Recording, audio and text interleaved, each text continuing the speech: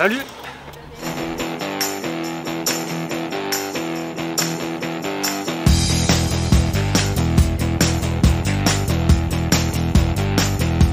Je m'appelle Timothée, j'ai 23 ans et je viens de finir mes études. Et je pars pour un tour d'Europe à vélo d'environ 15 000 km pour sensibiliser la jeunesse à l'environnement. Donc c'est un tour d'Europe au sens large, je pars début octobre, donc le trajet a été imaginé en fonction des conditions météo. Donc je vais partir de Libourne, je vais descendre vers la Méditerranée, l'Italie du Nord et ensuite descendre les Balkans pour arriver jusqu'en Grèce. Je vais probablement prendre un ferry pour aller jusqu'en Turquie, remonter par les pays de l'Est, les pays baltes, pour arriver jusqu'au Cap Nord. Donc le point le plus au nord d'Europe, tout en haut de la Norvège. Donc là j'aimerais bien y aller en été, parce que le climat est plus clément. Et ensuite redescendre, toujours à vélo, jusqu'à Libourne. C'est un itinéraire d'un peu moins de 15 000 km, donc moi j'imagine entre 10 et 12 mois. Mais c'est pas figé dans le marbre, je peux prendre mon temps, ça peut prendre plus longtemps, moins de temps, donc j'affinerai au fur et à mesure. Cette idée elle m'est venue tardivement en juin, et en fait je finis mes études, je suis diplômé en septembre. Enfin, j'ai mes résultats début octobre, le 10 octobre, 2 jours après mon départ, donc j'espère que tout sera bon. On croise les doigts, mais j'avais envie de voyager lentement et écologiquement. Du coup, j'avais hésité entre la marche ou le vélo.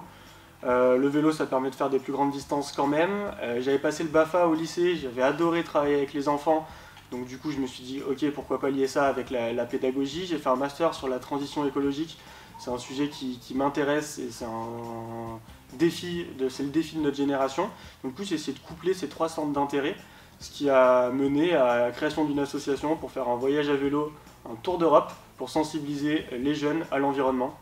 Donc voilà un peu la jeunesse de ce projet. On a créé une association avec 2 amis, Marin Guinard et Pierre-Louis Visery, qui m'aident plus sur la logistique, notamment d'un point de vue administratif, financier, et après à terme pour créer des partenariats avec les établissements scolaires sur la route en Europe. Donc voilà, c'est une asso, on est que 3 membres, mais après on a beaucoup de partenaires sur le territoire du Libournais, donc il y avait la Cali, la ville, l'espace jeune, le Bige, la mission locale, Jeunes Attitude qui est une asso de jeunes à Saint-Quentin-de-Baron, enfin il y avait beaucoup de partenaires qui nous ont aidés, donc on n'était pas tout seul dans ce projet-là.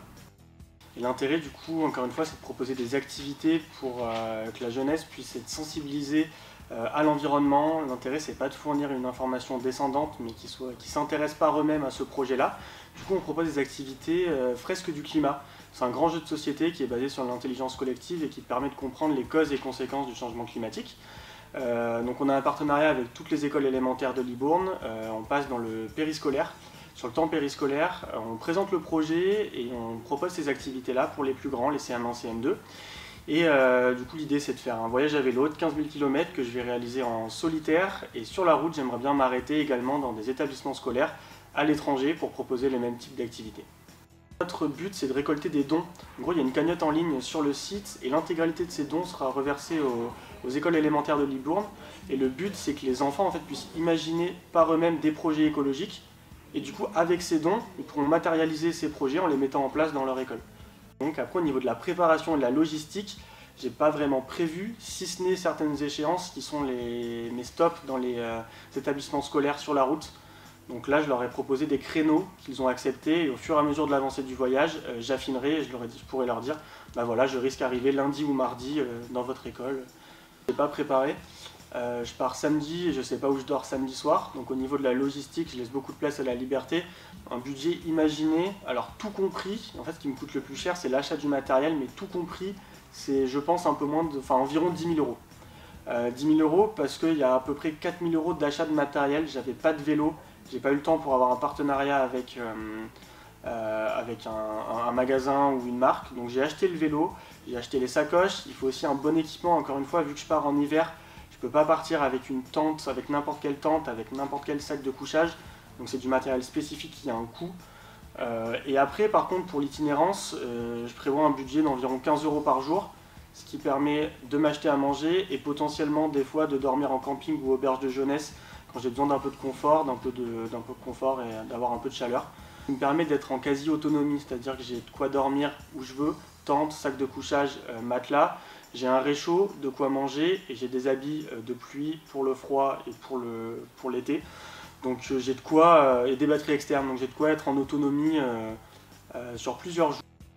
Ce que j'appréhende le plus, je pense que c'est les conditions climatiques, le froid.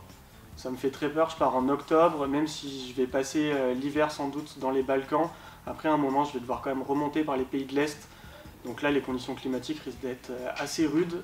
Ça me fait peur, puisqu'on est à vélo, généralement je dors dehors. Donc ça peut être dangereux. Il faut faire attention à ça. Après, il y a les aléas liés au vélo aussi, aux problèmes mécaniques sur le vélo. Je ne suis pas un expert en mécanique, j'ai vraiment que les bases. Donc ça peut me poser des problèmes, mais encore une fois, bon, si on est près de village ou de ville, ça ira. Et après, il y a le côté aussi la solitude. La solitude, je la recherche, mais finalement, je ne sais pas comment je vais réagir par rapport à cette solitude sur le plus ou moins long terme. Donc il y a aussi ça, les conditions psychologiques, conditions climatiques et les conditions matérielles pour le vélo. Mais plus climatiques et psychologiques. On essaye d'anticiper, mais on ne peut pas tout anticiper. Du coup, j'ai mon téléphone portable, qui est quand même un moyen de communication assez puissant, parce que ça permet d'alerter tout le monde en cas de problème, mais aussi de contacter, par exemple si mon vélo a un problème et que je ne peux pas le réparer moi-même, je peux contacter un magasin qui est à proximité. Pareil pour la tente, pareil pour l'hébergement, pour la nourriture, donc ça limite les risques.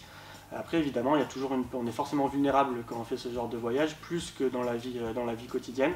Oui, il y a une part de vulnérabilité, mais j'ai mon téléphone portable et puis je compte aussi sur les gens, la solidarité. Et puis je reste en Europe, donc il y aura toujours une proximité avec des villages ou des villes qui finalement, je pense, éloignent pas mal le danger.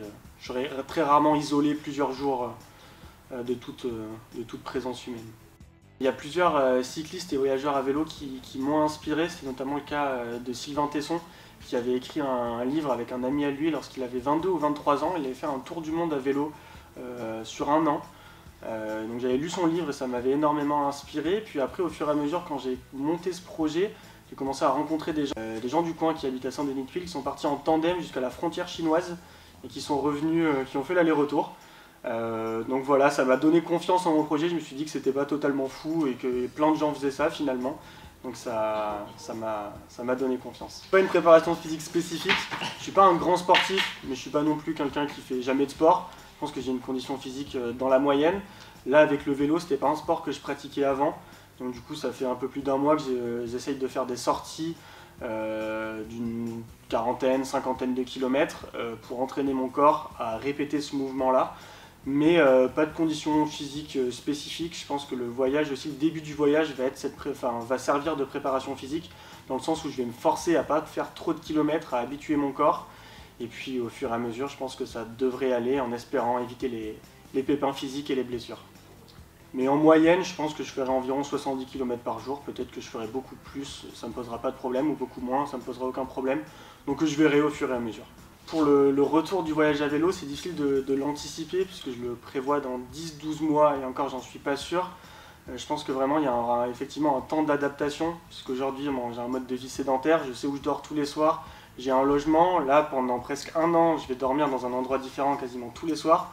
Je vais faire un effort physique quasiment tous les jours. J'aurai moins d'attaches dans le sens où je ne serai pas avec mes amis, ma copine ou ma famille souvent. Donc ça va être totalement différent. Et effectivement, il y aura un retour à la vie sédentaire qui va demander un temps d'adaptation. Je pense que je vais devoir me préparer psychologiquement et j'en suis conscient. Mais bon, c'est dans longtemps, donc je me laisse le temps d'y réfléchir. Alors il y a peut-être 3 options pour suivre le périple. Alors aujourd'hui, il existe un site internet, laschool.com, où on peut suivre, il y a une carte interactive qui permet de suivre l'avancée du périple et de l'itinéraire. Il y a aussi un Instagram, laschool, où il y aura des stories, il y aura des photos un peu plus de la vie quotidienne, et peut-être aussi un TikTok qui va être créé en partenariat avec des jeunes de l'option cinéma du lycée Max Linder. Donc c'est en cours de préparation.